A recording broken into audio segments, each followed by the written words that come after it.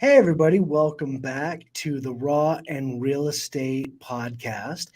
My name is Shay McGee. With me, as always, is my very dear friend, Belladonna Rizzo. And today we're going to go over a little bit more deep dive on seller financing and what it can mean for you as a seller. We've got a lot to talk about today, so we're not going to spend a whole lot of time goofing around. We're going to get kind of right back into it. So, Belladonna, kick us off.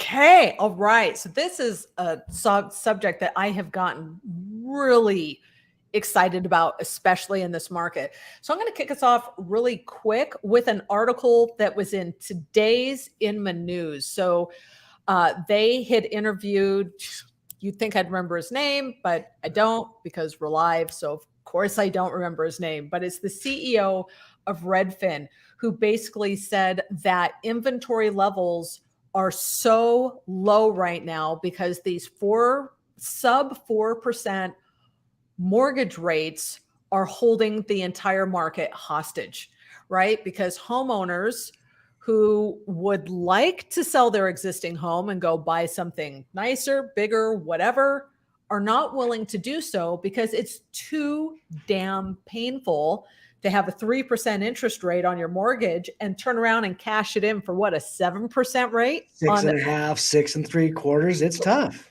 It's tough, especially if they're move up buyers. So the price of the home goes up and the mortgage interest rate can close to double. Man, it's painful. And so it's the perfect secret weapon to solve that is seller financing. So we came up with right before this podcast on a whiteboard, we came up with 10 killer reasons that benefit the home seller to offer seller finance as opposed to just accepting a traditional cash out kind of loan from the buyer, right? Exactly. And we did this because we've both been inundated with different people looking to move up or buy another property, and they're just struggling with those rates, what's it's going to cost. And the traditional, I'll sell it, use it to, buy down my other rate and get a bigger home for the same price, which is still an option, but it's not as much now with the rates being so much higher.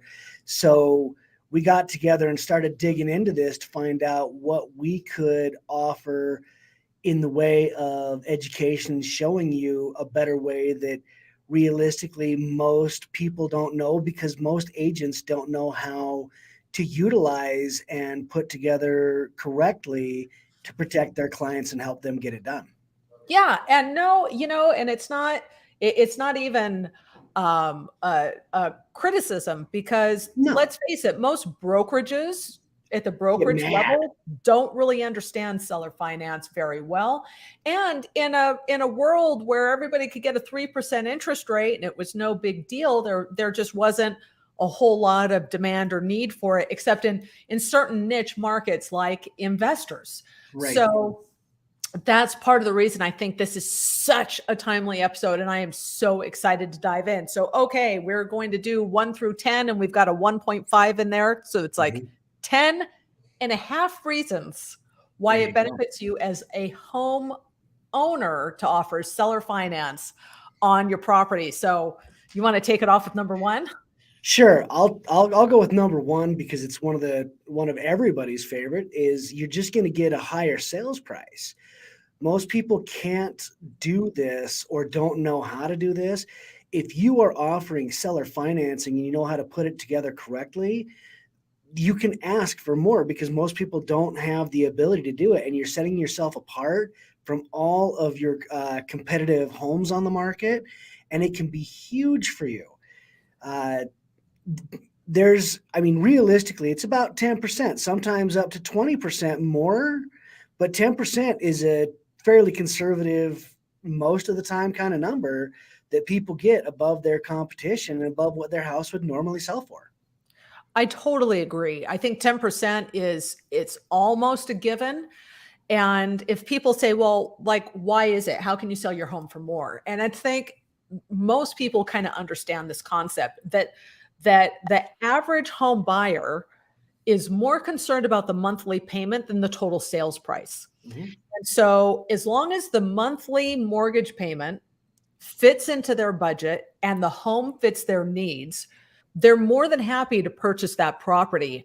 And with seller finance, we have a lot more tools at our disposal to help make a payment more affordable for a buyer. And actually, it's in, I'm cheating. I have a cheat sheet in front of me. We'll get to it. I think it's like number 4, where we're going to dive into why that is.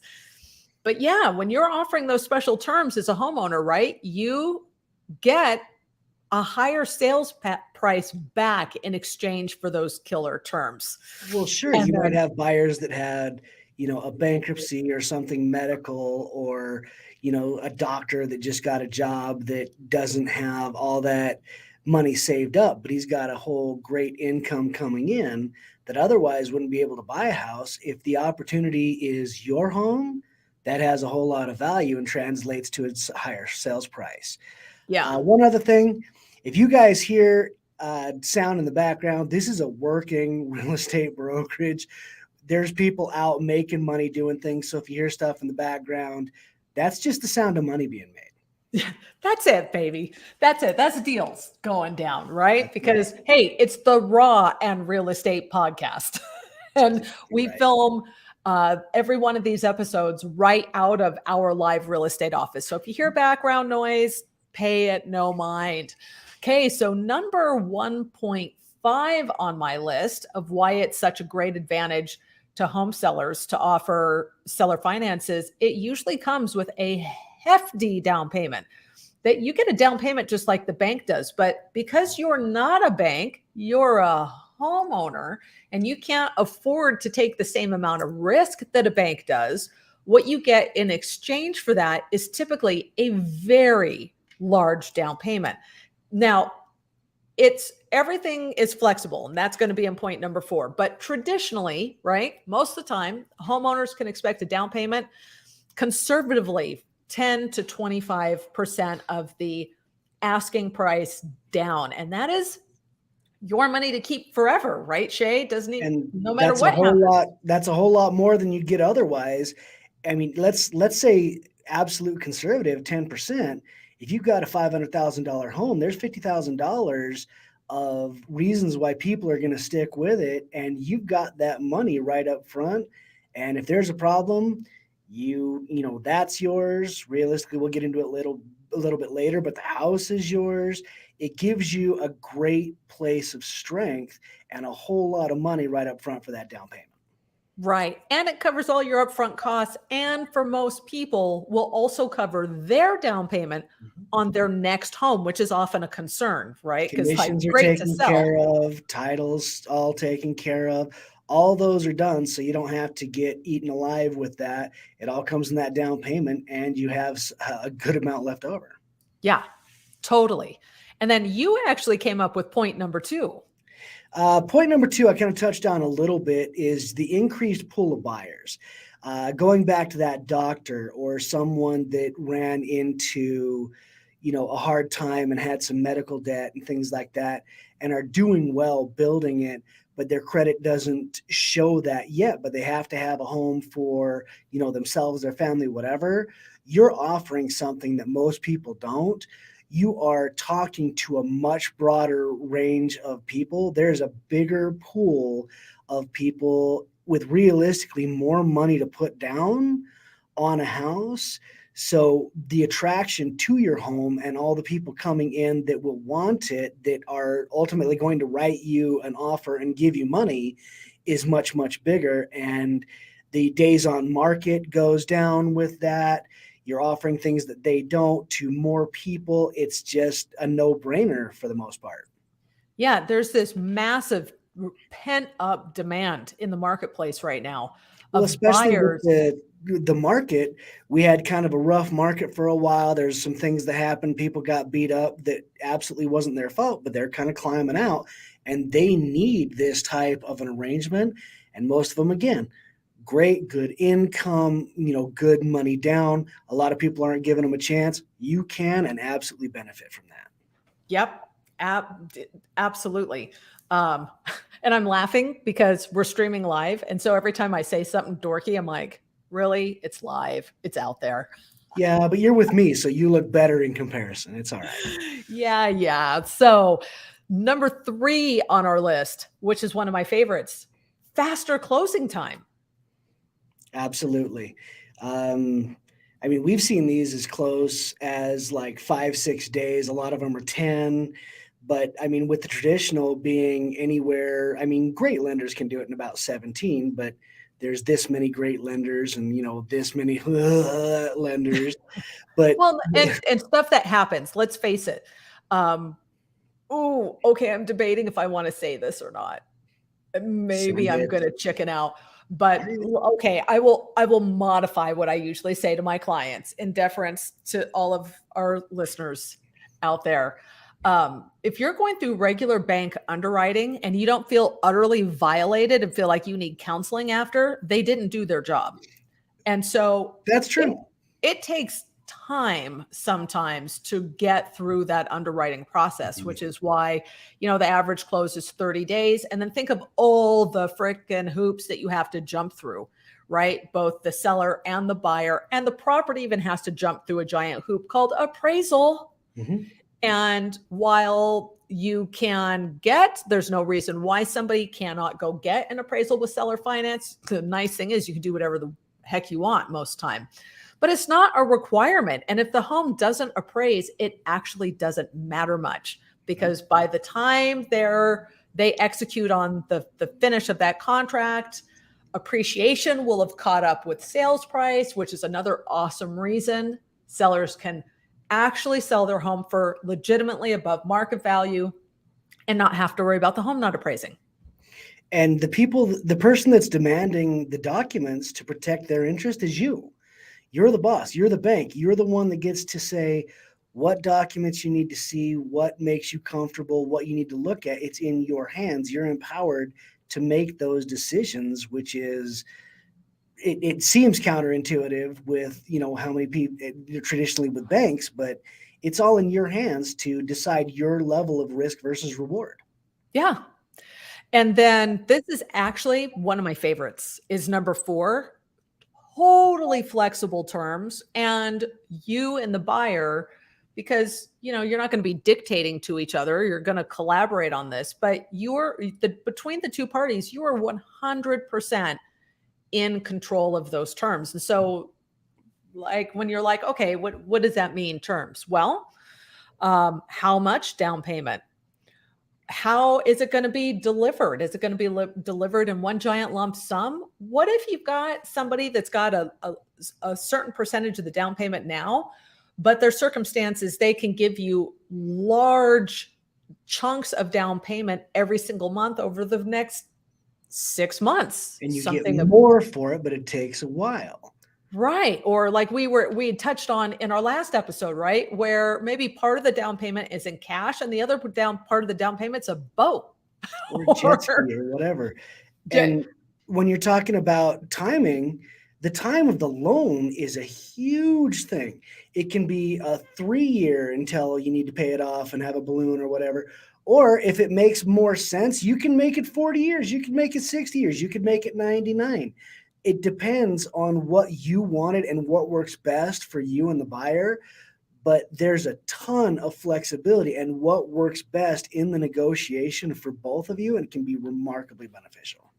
Totally, totally. And we were just touching on, because we touched on earlier, like, uh one of the reasons you can offer a higher sales price is because you have control of terms.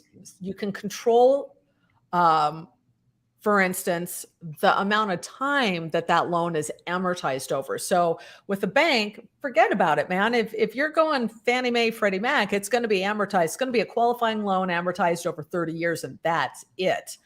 But with interest rates as high as it is, we have seen that is driving up monthly payment, that it's pricing some otherwise excellent buyers out of the market. Whereas with seller financing, we can keep the price high. We can even keep the interest rate so that it works for the buyer, but it's still profitable for the seller. We're going to touch on that later in another point. but we can amortize that monthly payment over 40 years instead of 30 years in order to get the monthly payment down at a place where it makes sense for the buyer.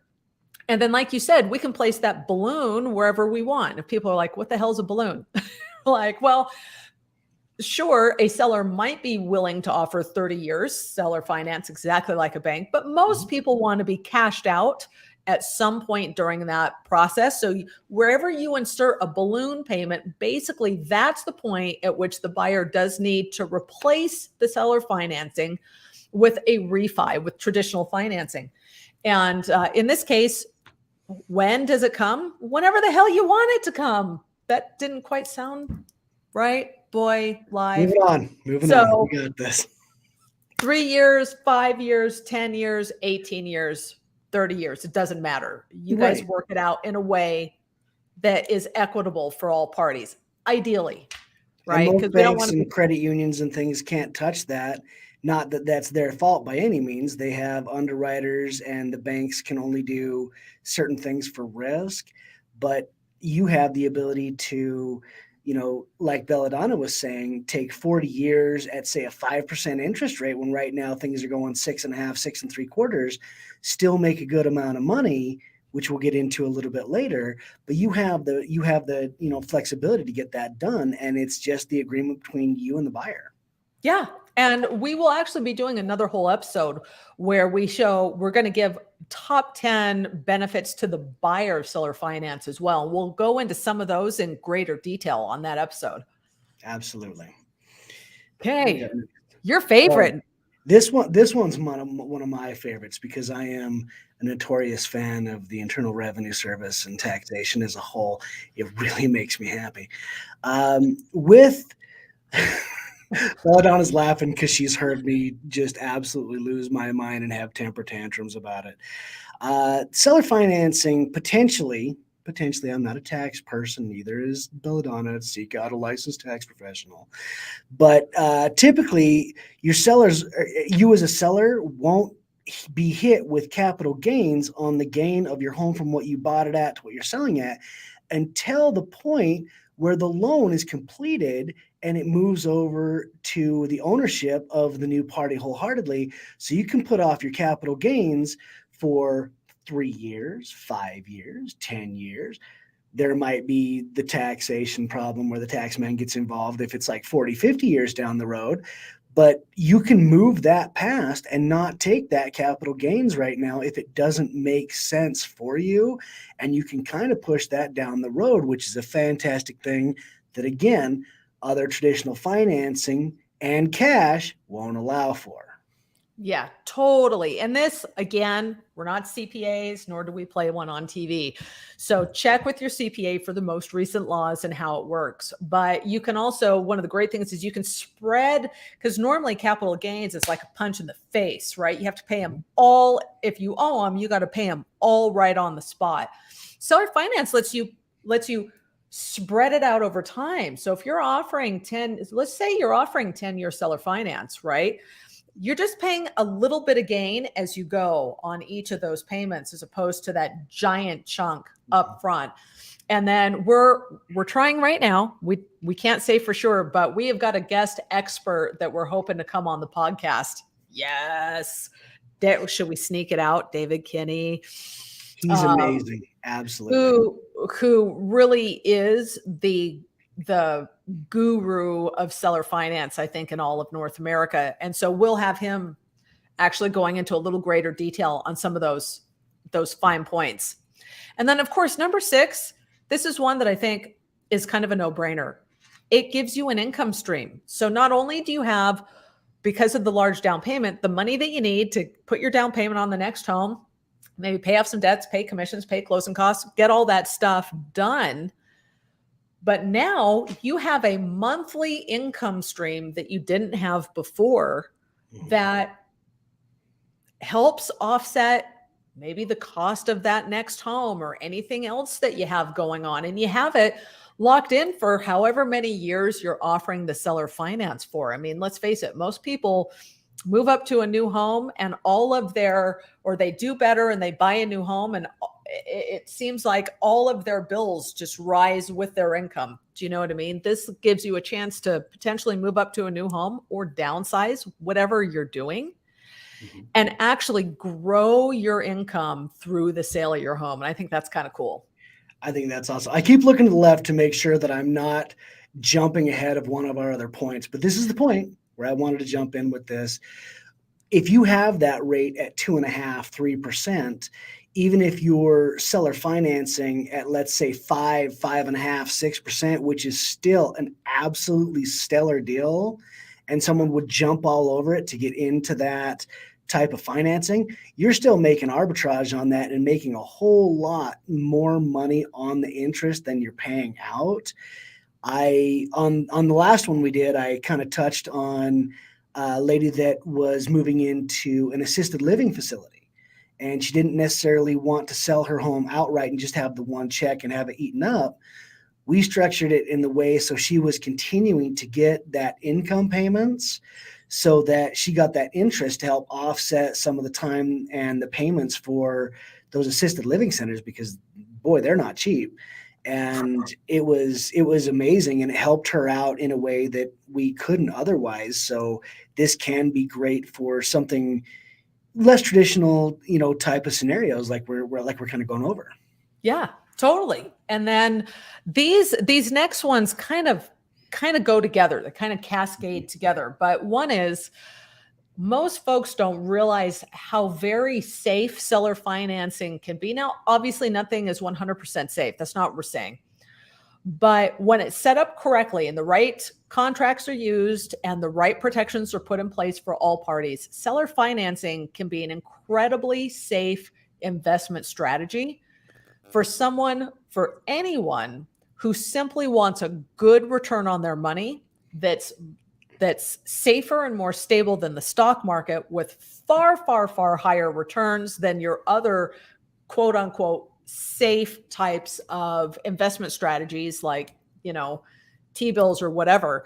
And as a matter of fact, very often seller financing will outperform even your higher risk kind of stock market investments. And it's backed by real property. I mean, if something goes wrong and you have to take that home back, Shay, they don't give that. What do they do with the down payment? You keep it. You keep it. Yours.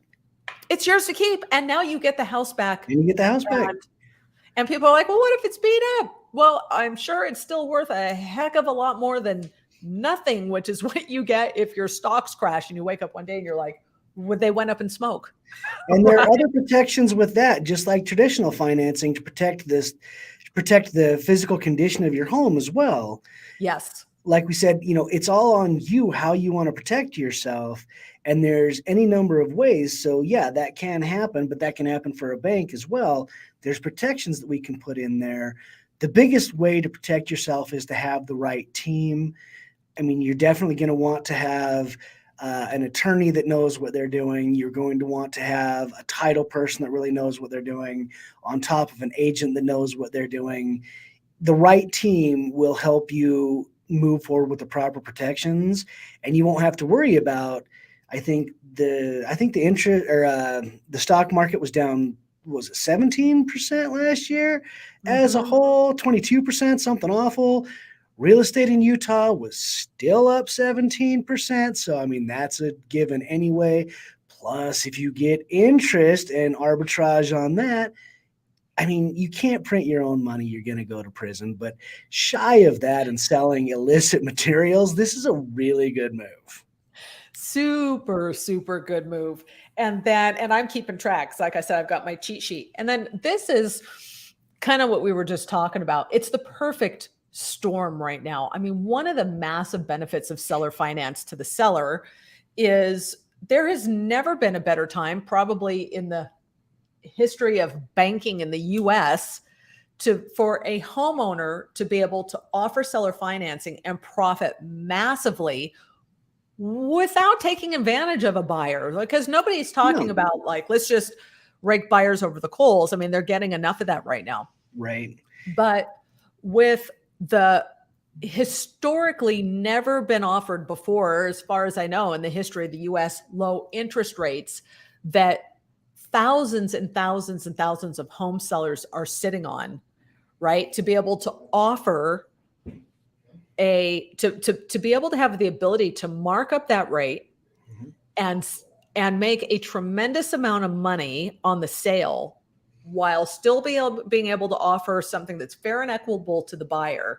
And there's a lot of ways that you can do that. I mean, you can actually just offer the buyer a killer rate because you're still making a good profit.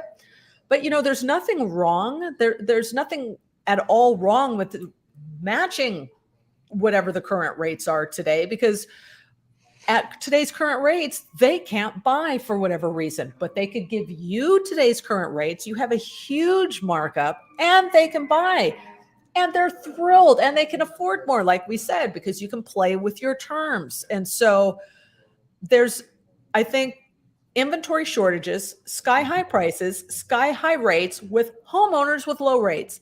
Never, ever, not even in the 80s, never been a better time. And a very low inventory. Did you say low inventory? Did I just Yeah. have like And let's say it having a again. fever dream?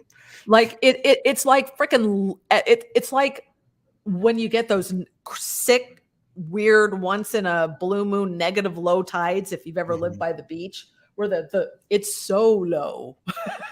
And it's rough out there. It really is for buyers. There's not much out there. But again, all these people with all that equity, with really low interest rates that can put their home on, differentiate themselves from all their competitors, make money on the difference between their rate and another rate, essentially buying down. Nope, that's the next point. That's the next point. Belladonna, I'll leave that to you. That's the next point. But there's a lot of reasons to do that.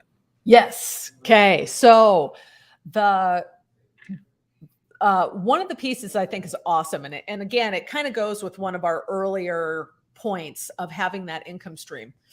There are a lot of people that are afraid of being landlords, or they're tired of being landlords, one or the other. And seller financing gives you all of the upsides and pretty much none of the very, very few of the downsides of being a landlord, right? You get those rates. Oh, that's hilarious. Somebody's trying to come in the podcast room. Get out. We're doing a podcast. Get out. You're good, So man. you've got those that totally, I distracted myself. Okay. So you've got all the benefits of having that income stream, but you're not a landlord. These folks own the home. They are the property owners. They know this.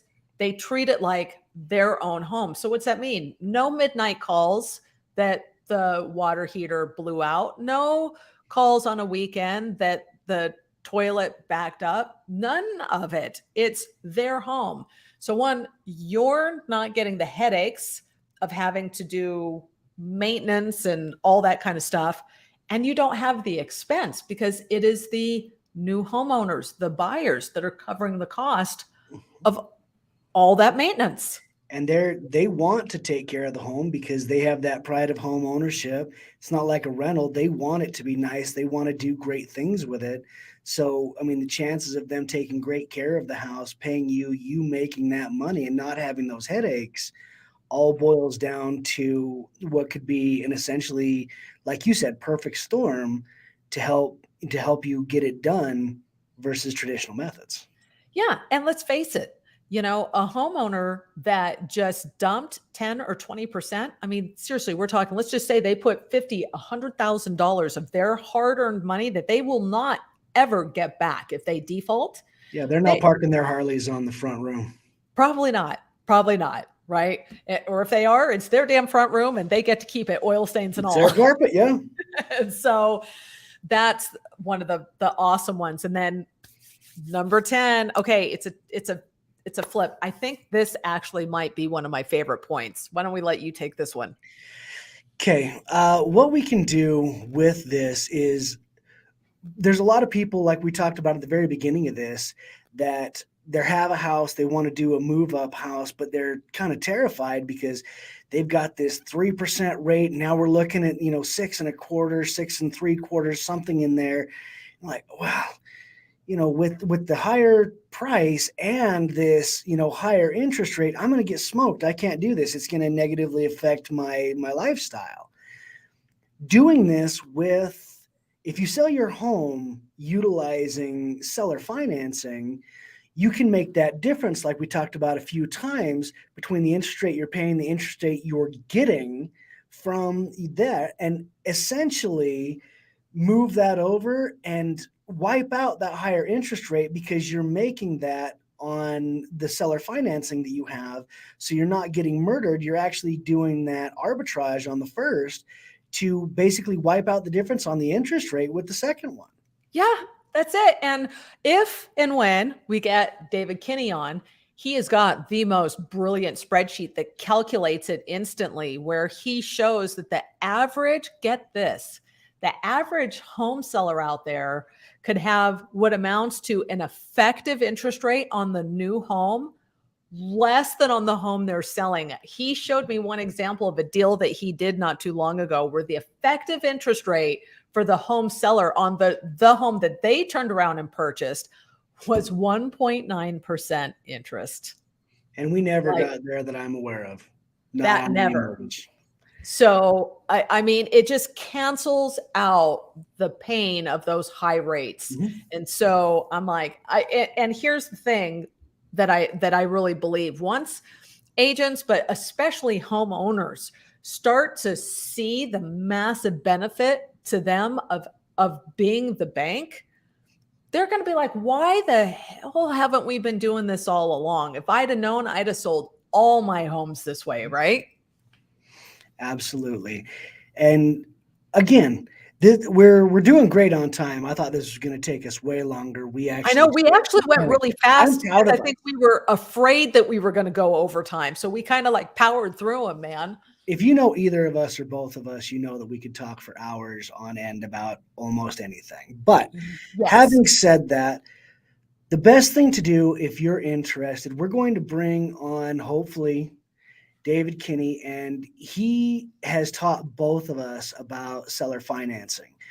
Belladonna and I have used this on residential and some commercial and different things like that, but he taught and still teaches us how to do this at a high level. He is an absolute dynamo with knowing how to work these systems and customize them for the need.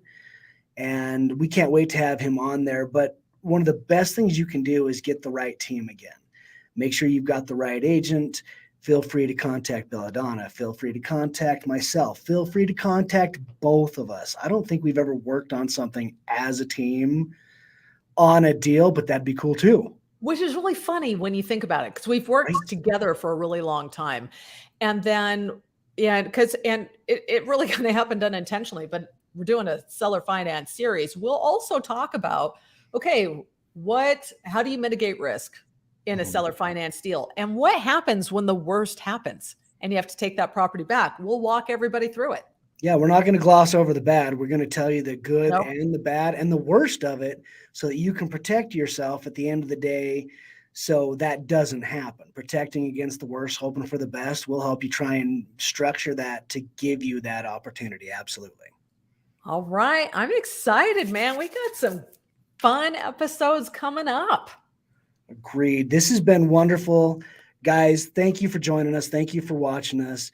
Please let us know what you'd like us to dig into more.